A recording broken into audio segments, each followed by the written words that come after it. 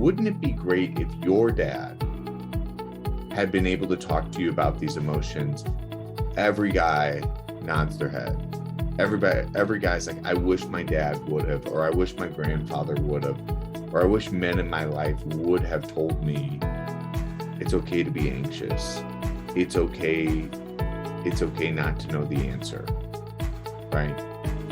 You're valued for like who you are and not what you do. You're listening to the Recovered Life Show, the show that helps people in recovery live their best recovered lives. And here is your host, Damon Frank. Welcome back to the Recovered Life Show. I'd like to welcome Edward Tilton to the show. Edward is the COO of Begin Again Institute that provides heart-centered trauma-focused treatment for individuals struggling with intimacy disorders and sexual addiction. Welcome to the show, Edward. Thanks for having me on, Damon.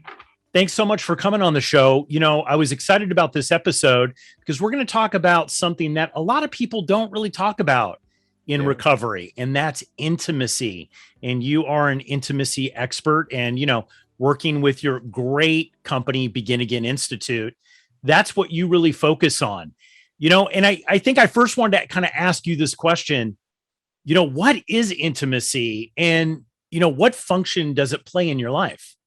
Yeah. So there's a, I guess the easiest way of describing intimacy is really about being able to have a certain skill set to develop a relational understanding of both yourself as it relates to another person, that offers authenticity, safety, and ultimately growth. You know, so oftentimes I think we forget, just with technology and the fast pace that we share in life, that the humans are community creatures. You know, we need, as much as we oftentimes will say, you know, I don't necessarily want to do social things, or maybe I have anxiety in social settings. You know, we need connection. And so intimacy is really the foundational aspect of community.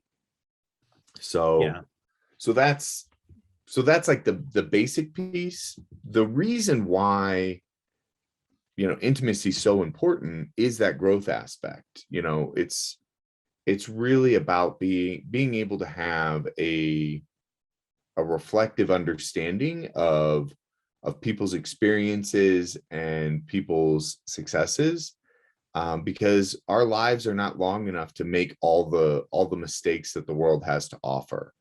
So we need to be able to have true intimacy in our relationships, to be able to talk about what are our hopes, what are our goals, what do we want our future to look like, and ultimately, how do we have validated knowledge of how to get there. I think you mentioned something that a lot of people do talk about in recovery, which is relationships.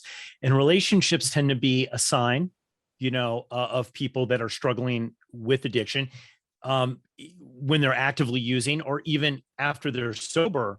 Relationships can really be a struggle sometimes. You know, the ups and downs of relationships and the emotions that are attached to them. You know, in your own experience, I know that you're in recovery and that you know, have been down your own path. You know, what are some of the signs that people might see? You know, they're sober, they're doing the thing, but their relationships just aren't quite there.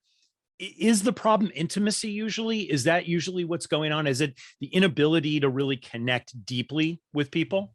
Yeah. So I think it's first important to say, you know, intimacy is the foundation for the relationship. But, you know, when we start talking about intimacy disorders, I believe, and I don't know if this is controversial, but I believe that all addictions are intimacy disorders, right? So it's the idea that I would much rather bond with X than with other people. So insert whatever your vice is with X. So I'd much rather bond with alcohol, or I'd much rather bond with opiates, or I'd much rather bond with gambling and addiction, and in those types of aspects, than with other people. And this is, when we start looking at the process of where intimacy fits into recovery, I first like to tell people to think of intimacy as the phrase of "into me I see." So what are some self-reflective aspects of recovery that we need to do to really start to understand how to better connect with people? Because people won't be able to connect with us unless we're connecting with ourselves first. If we're So not, is that where people see this first, Edward? Is it in the connections with people, the inability? Because like when I think about intimacy, look, I think you tapped on something that was really important at the very beginning, which is addiction is this focus on things that aren't intimacy, right? It's not like, how do we connect with people? It's really trying to escape from that into a people, place, or thing that isn't really real most of the time, right? It's just giving us this sensation that we're okay at that moment. Is it that you feel, do you feel that people that suffer from addiction are scared of that, especially when they first get sober? Because maybe the thought is, hey, I'm sober, you know what I mean? And I do have some relationships, but I'm afraid to really go deeper in those relationships because there is the unknown. The unknown is there. Absolutely. I mean, when you're looking at, a common thought that I had was, if you knew me, you wouldn't like me. You wouldn't love me. And if you loved me and you knew me for who I really was, you're probably more screwed up than I am, and I probably shouldn't trust you anyways. So when we get sober, a lot of our work is really being able to release that narrative, right? Cut that narrative out of the tape that plays in our head, right? And so that's where, inventory and really being able to do, self-reflection, and honesty is going to be able to provide us with a community that will support our distrust and fear of others, right? Our addiction, while complicated in a lot of aspects and very dangerous to ourselves and our loved ones, is pretty simple. It's very transactional. So a lot of times when we get into recovery, we're looking for very transactional relationships, and when we actually start getting people that don't want just a transactional relationship, where they want to continue to get to know us in a way where they're asking about, our belief system, and, what are our core values, and, but more importantly, like, just what makes you happy, and I would go as far as to say that this is something that we get the beauty to engage in the recovery community. This is something that the whole world is suffering with, right? We've established a collective understanding of dissociation, even how we exchange with each other. You go to a gathering with people, and the first thing they ask you is, how are you doing? And there's two responses that work. It's good or okay, right? We don't actually want to hear about, I've actually been feeling really abandoned lately, right? And then the second thing that we typically will ask each other, specifically men, is we'll ask, well, what do you do for work? What's your employment, right? And all of these things are oftentimes just really segmenting or creating opportunities for disconnections that we buy into and we cultivate at an unhealthy level, right? So many of us get into recovery and we become workaholics, right? We become obsessed with the quick money through gambling, or through, opportunities of things that might not necessarily be fully legal, You know, but we believe that it's going to provide us with status and acceptance in the community. So I like what you're saying about transactional. And Yeah. if anybody has been listening to this, has been in a 12-step recovery group, I think when people first come in as newcomers to that group, the first thing that people say typically is, why are you doing this? Why are you being nice to me? Why are you helping me? What do you want from me? Right. Oh yeah. And when the answer is, I don't really want anything from you, people feel very uncomfortable with that. So Right. you're right. So many relationships are transactional in nature, but then to go deeper, right, with those relationships and truly express how Yeah. you really feel, I think, a lot of people in recovery are intimidated by that. Oh, for And, sure. the ability to kind of just go deeper a little bit. How did you get into this, Edward? I mean, obviously you have your own recovery journey, but Yeah. why the intimacy? Like what about this is fascinating for you, and why did you kind of gravitate towards this area? Yeah. I mean, the goal was not to work in treatment at all. I through a certain membership that I'm affiliated with, somebody said, "Hey, you should apply for this job with the state of Colorado." I I started working for the state of Colorado, and got I actually got placed on a task force with the FBI. It's called the Innocence Lost Task Force, and we were helping victims of sex trafficking, create a life for themselves of a different manner. And I kept reading about this whole process, and I kept and it's one of these things in Colorado. We're known for a lot of things, but sex trafficking was not one of them that I thought of. And then once I saw how prevalent and how bad it was, the next question I had was, well, why is there this demand? Like what is going on? And so I started to go down, I started to go really kind of dive into the rabbit hole, that was intimacy disorders, was sex addiction, um, was really this issue. And then I got an opportunity after leaving the state and this post or this position to work with a 90-day men specific chemsex program, which really related to a lot of what I saw in the rooms.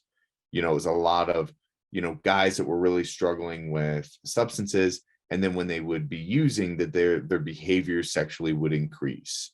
And then when they would get sober, they wouldn't necessarily be having conversations of, how do you have sex sober? What is it like to date sober? So a lot of it was very transactional, right? We were taking the aspects of relationships in recovery, but only had a model for relationships in addiction, and we weren't evolving past that, right? And so, guys were going out in large numbers because of this really fused disorder.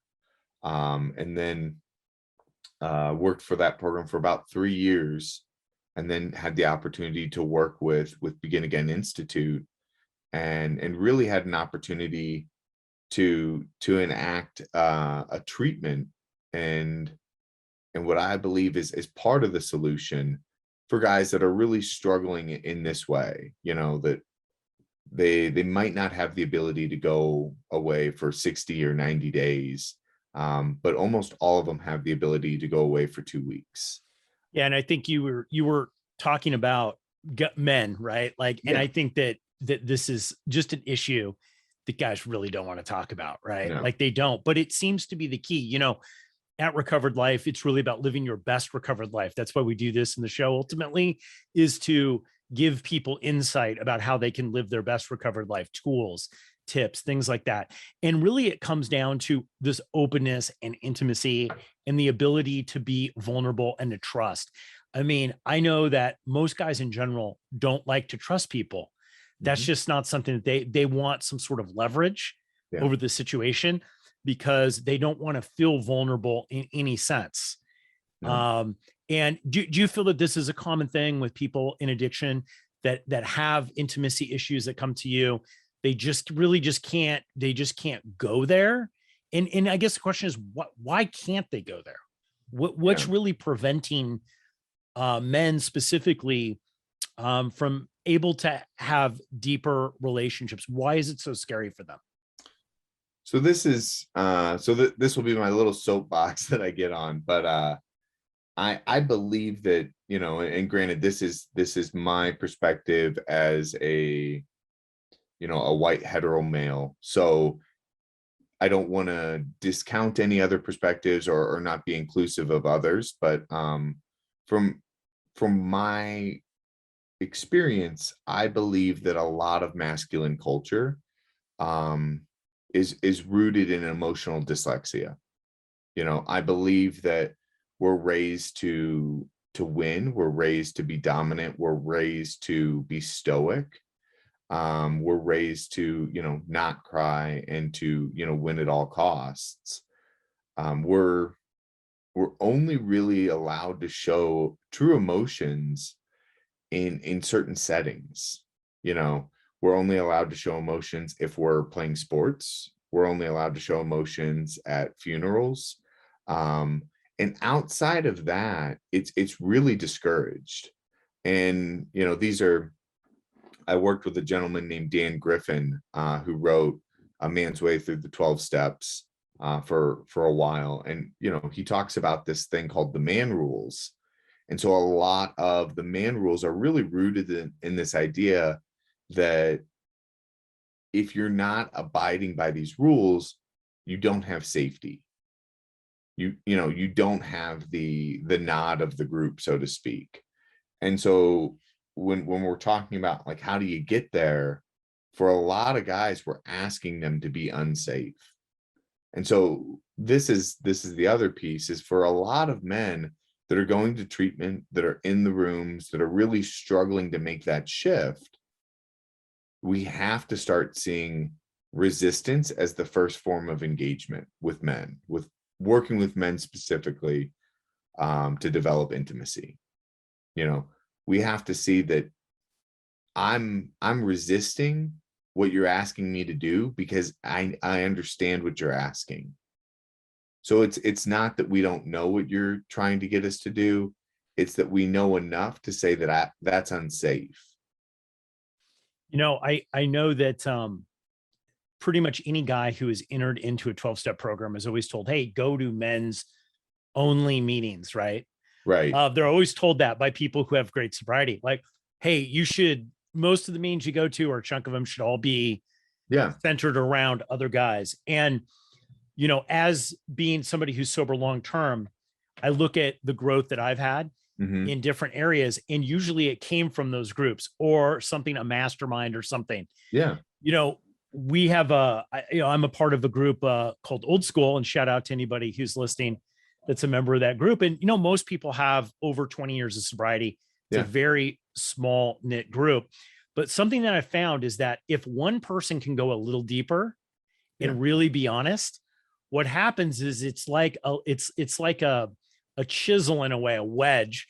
Once it cuts into that, Hmm. you start to see other guys will say, well, yeah, I kind of feel like that, and this is Yeah. my experience. And then one after the other. And I find that the dynamic of, hey, I'm always going to be able to solve things as a guy. Hmm. Um, don't let them see you sweat. I'm always in control, Yeah. really fades away.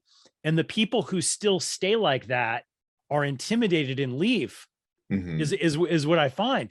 Yeah. They shut off really quickly. You know, they might talk a good game, like, no, I really want to go deeper and talk about these kind of things, but really at the end of the day, they don't. Yeah. And it is possible, right? Is Oh yeah. basically what I'm saying, because I've experienced it myself in these groups.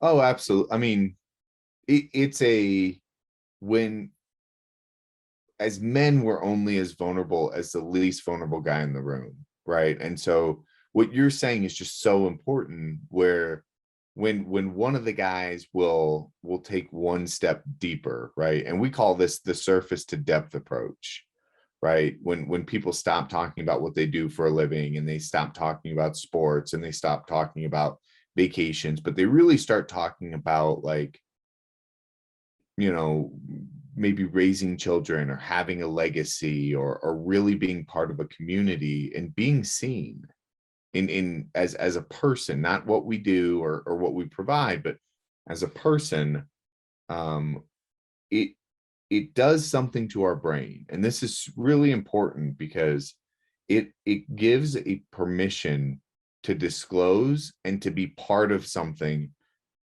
that culturally we're told not to, right? And so this is something, if you want to kind of check it out, it's called mirror neurons.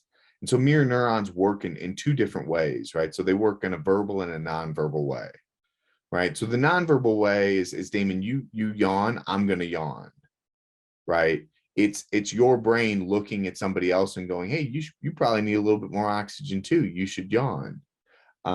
It also works in a verbal setting, right? So as we're repeating things back to each other, it allows us to then start to disclose in a different way, which is why so many people will leave group or they'll leave a meeting and they'll go, it's not, oftentimes it's not the thing that was said, but how it was said, in the manner it was shared, the way that people reflected it back to ourselves.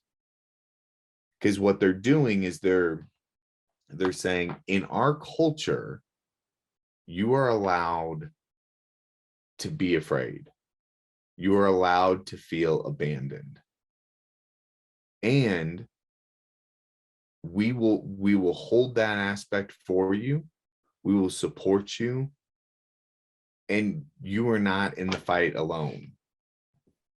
And trauma has a lot to do with this, right? Like we'd mentioned that earlier on, because look, none of this is coincidental that people that have addiction issues also have intimacy issues, because they were probably raised by people with addiction and intimacy issues, right? Sure. And I think, I mean, would you find that most of the people that, an overwhelming amount of people that I have met that have addiction issues came from a home that had these addiction issues, or something similar, right?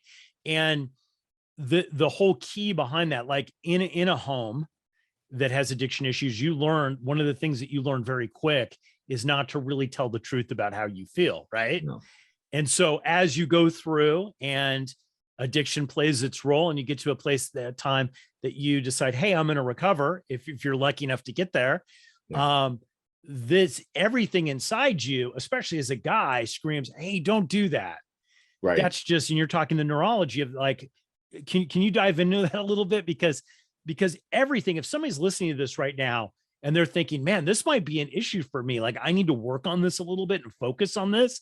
Yeah. But everything inside them says, don't do that. You're physically going to get hurt. Right. Yeah. Because like, I know people who, if you come from abuse, that's physical, that's linked, that emotional, hey, I was honest with the way I feel, and that caused a physical ramification.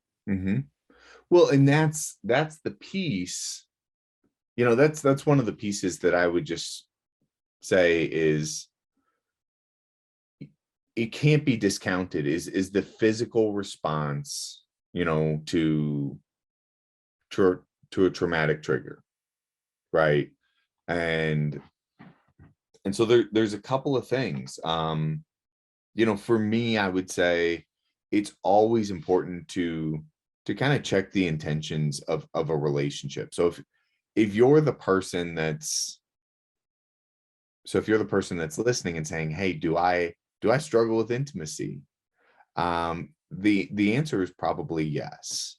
If you're having that question going through your head. The next piece, though, is to really understand, like, intimacy is really intimacy disorders are really on a spectrum, right? And so, on the one hand, we're looking at a lot of probably secrets that we're keeping or ways that we're keeping people at an arm's distance, at the complete opposite end, the spectrum. We're talking more along the lines of sex addiction, where our drug of choice is dopamine that's released through sex or sexual behaviors, right? And so the thing that I would challenge any man or woman that's listening to this is, is really check your intentions around the relationships. Are they starting to mimic the ways that we saw our relationship to our drug, or our relationship in our addiction, right? Is it starting to become just transactional, right? Am I getting on a dating site just because I want to hook up, right? And also starting to know, or if we're going to be successful, you got to have a community that's got your back, right? Because I know so many guys that have gotten into a relationship that was a lot there was a lot of toxicity. They got out of a relationship and they dated the exact same person, just with a different name, right? And so it's like, your Sharon looks a lot like your Ashley, looks a lot like your Michelle, looks a lot like your Tabitha, right? And so what our brain is actually doing is it's trying to resolve, it could be trauma repetition. It could be, this recreation of a relationship that we're trying to, to conquer, so to speak. Do we seek that out too? Like, so with people with intimacy issues, do they seek out people who they really, at the end of the day, there's not really going to be a possibility of a relationship with? It's already built in and inherent in the dynamic of that. How does that work?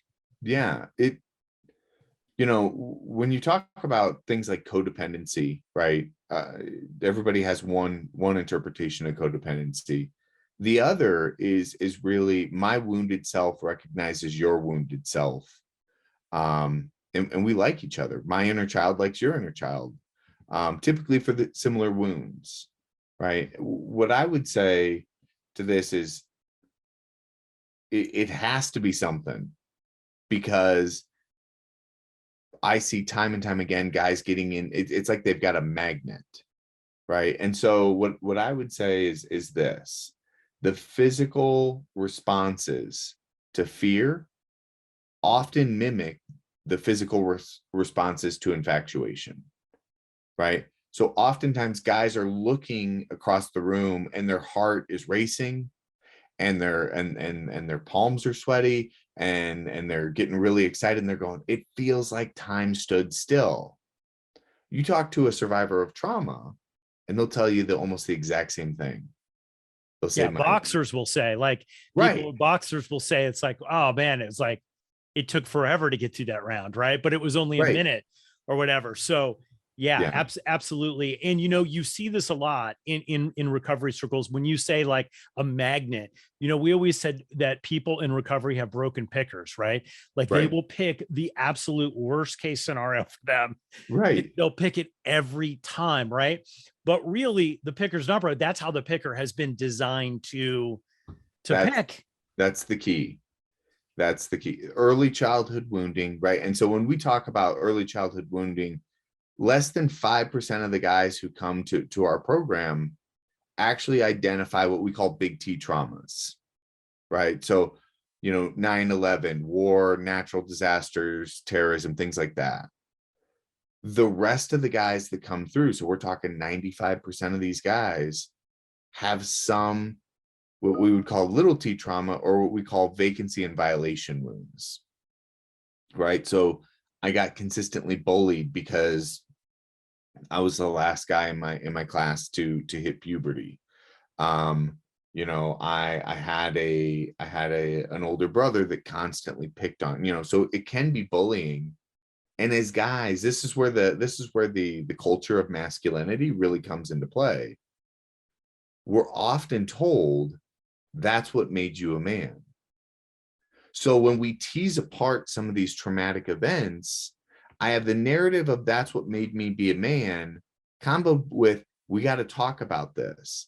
So my narrative to myself is, if I start disclosing these things, I'm not a man, right? I'm betraying the culture that I'm supposed to be affiliated with, right? And so Yeah, I totally see that. And Edward, I mean, I'm telling you right now, there are people that are listening to this, especially guys who are listening to this and said, man, this is just this is just a lot, man. This is just a, and Yeah. I've always picked this way. I'm always going to be like this.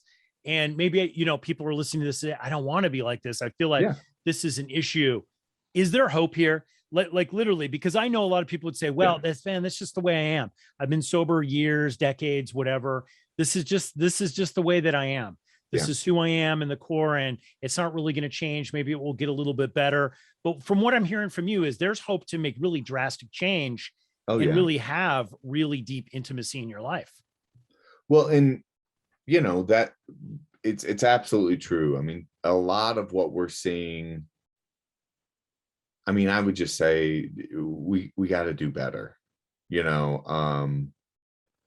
On the spectrum, of intimacy disorders and men that are struggling with intimacy, 100% of the time, anytime I ask any of our guys in our groups or our intensives, or our clinical director asks the question of like, wouldn't it be great if your dad had been able to talk to you about these emotions?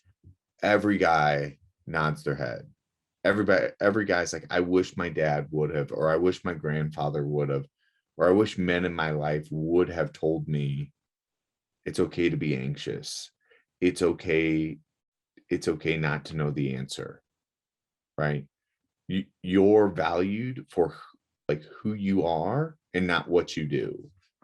So many of the guys that come into the program have these very distorted views of like, we have to have so many sexual partners to be a man. We have to make so much money. We have to so much influence or power.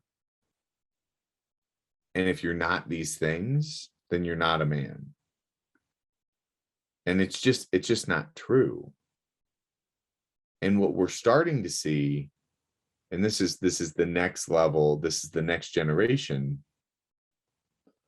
I grew up in what I would say I was an immigrant to the internet, right? So I grew up, part of my life I didn't have the internet, and part of my life I was very much in the internet.